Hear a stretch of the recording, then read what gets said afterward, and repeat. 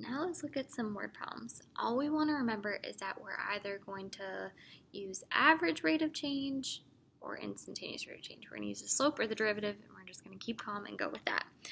I know word problems aren't intimidating. So we have the number of people newly infected with a virus on day T of an epidemic. So I want to keep in mind my units. So we're talking about the number of people, and we're talking about day T.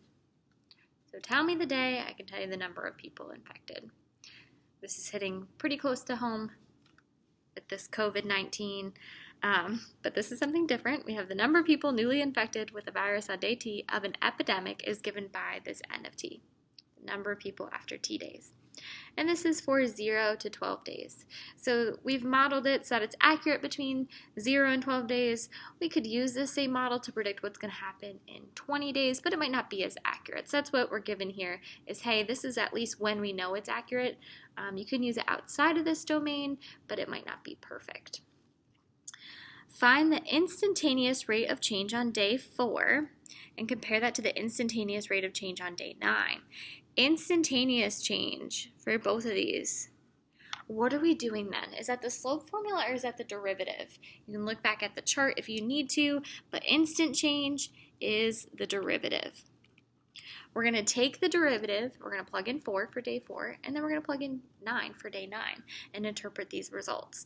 So, one thing that we want to know, going into having units now, all rates of change have 2 units.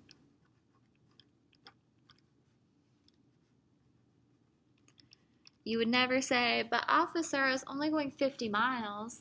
You would say, I was only going 50 miles per hour. You have your output variable over your input. So again, it could be, for example, it could be miles per hour. It could be feet per second, or in this case, it's going to be people infected per day. Because your output, N, is measuring people, and what you're putting in, T, is measuring the days. So all rates of change are going to have 2 units. So we'll keep that in mind as we start doing these word problems. So I need to find instantaneous change, which means I just need to take the derivative. So N prime of T is going to be the derivative of N. And then I have to bring down the power. 12 times 2 is going to be 24. Just T to the first. And then we have minus the derivative of T cubed is going to be minus 3T squared. So there's going to tell me the instant change for any day that I want to, and it's going to be especially true between 0 and 12 days, but it's asking me for specific days. It says day 4 and day 9. So I'm going to plug those both in. So day 4, I have N prime of 4, and you could just grab your calculator. You're doing 24 in parentheses 4 minus 3 in parentheses 4 squared. Replacing those T's in this case instead of X's. And what you should get is 48 what? What are my units? My output unit over my input unit. And my output is people. It's the number of people infected. And then it's a rate of change, so it's per my input. My input is in days. That's day 4.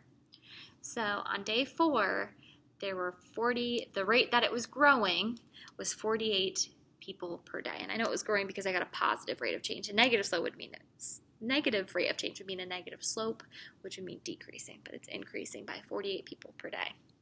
I found a rate of change. And let's compare that to day 9. Did it keep having more and more people infected, or did it start to slow down and maybe people weren't being infected at all? Let's see what was happening on day 9. N prime of 9, I'm going to do 24 times 9 minus 3 times 9 squared. And you should get negative 27 people infected per day. How would a negative number of people get sick? Well, remember, we're not measuring people, we're measuring the rate of change. So that just means 27 less people were going to get sick. So let's interpret this. This is our first time, so it's totally okay if you're like, I would have never wrote it like that. You'll get used to it, and then you'll understand these interpretations the more that you do them. So let's look at where we were, because we need to interpret our results now. So I would say on day 4, looking at my first timestamp, the number of people infected was what?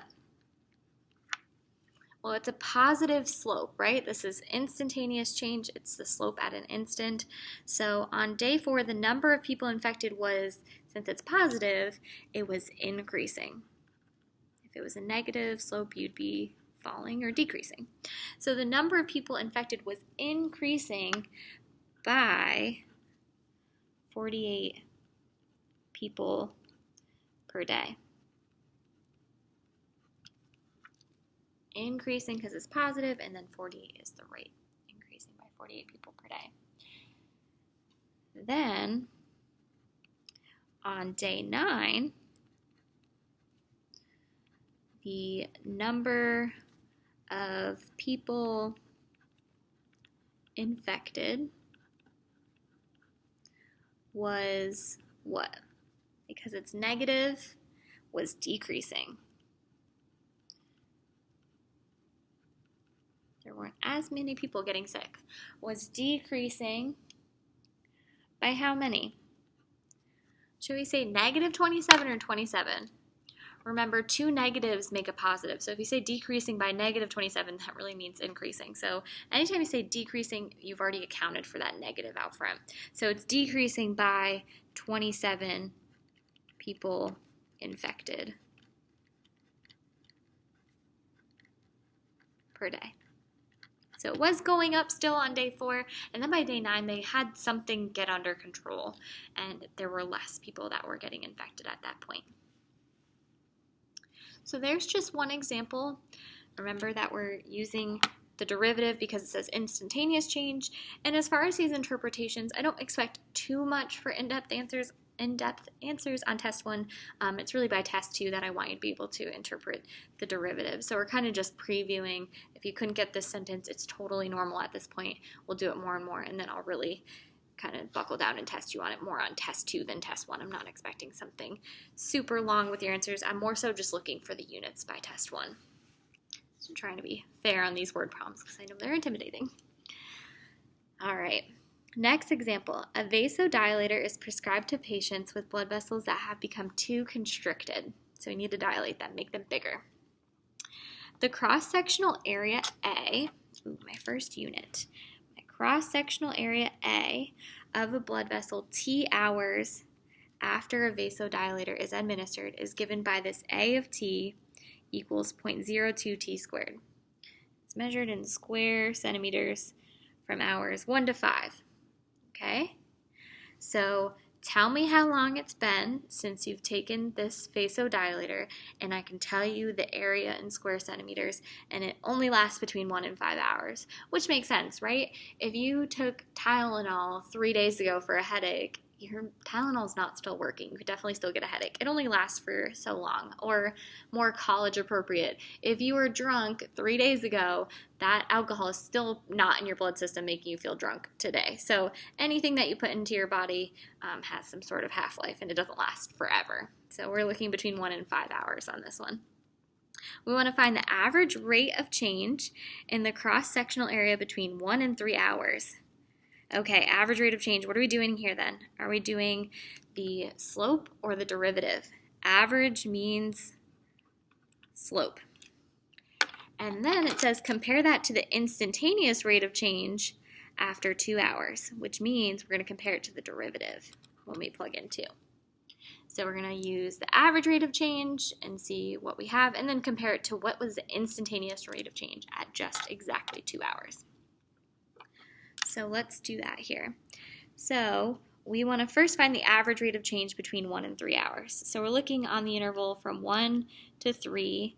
That's our A to B on this one. So to find that average, that means slope. And we're going to do A is our function this time. Instead of being F, it's an A. A of 3 minus A of 1. What's the area after 3 hours? What's the area after 1 hour of taking the medicine? Over 3 minus 1. So all we're doing is plugging into this equation here. We're going to do 0.02 times, in parentheses, 3 squared. So 3 squared is going to be 9 times, 3 squared is going to be 9 times 0.02 is going to give us 0.18 minus, we're going to do 1 in here, 1 squared is 1, times 0.02, that's just going to be 0.02. All right, so 3 hours in, the area is much bigger than 1 hour in. So it's taking a little bit for the medicine to work. After 1 hour, it's at 0.02. After 3 hours, it's gotten bigger, and they're getting more blood moving. So 3 minus 1 is going to be 2 at the bottom.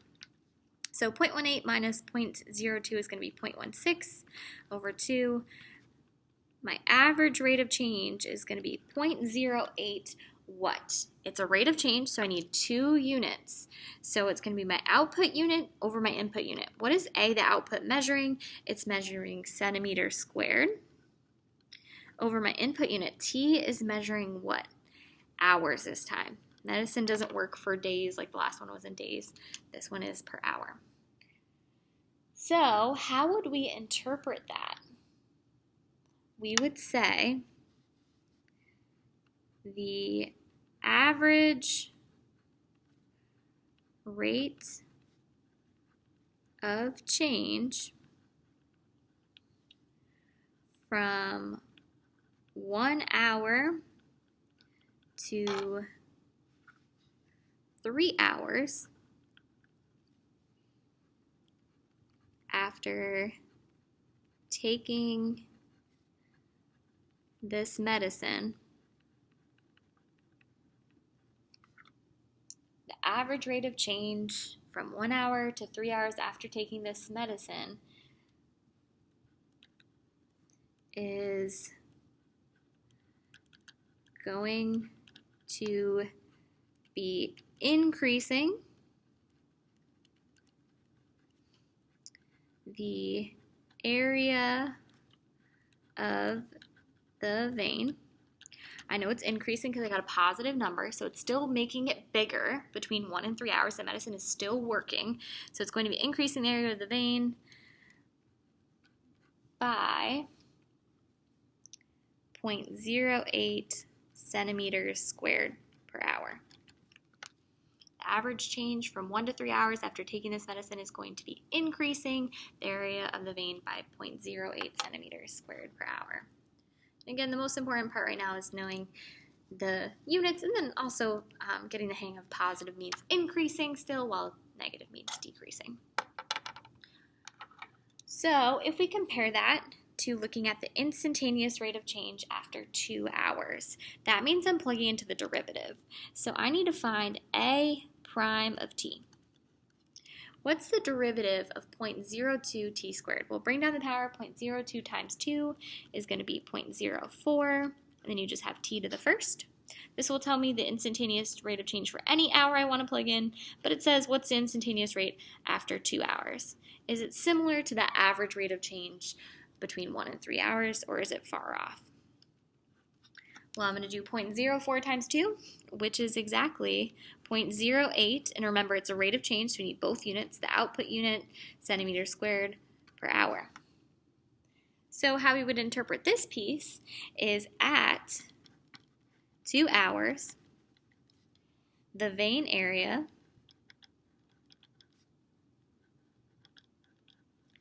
is doing what? Is it increasing or decreasing for this rate of change? It's increasing because it's positive. It is increasing by 0.08 centimeters squared per hour. So we did our average rate of change and actually perfectly estimated our instantaneous rate of change. And that's because, again, we looked on an interval that was small enough. We don't want to look between 0 and 20 hours and expect to know anything about what's happening after 2 hours. But this interval was small enough where average estimated the instantaneous perfectly, but that doesn't always happen.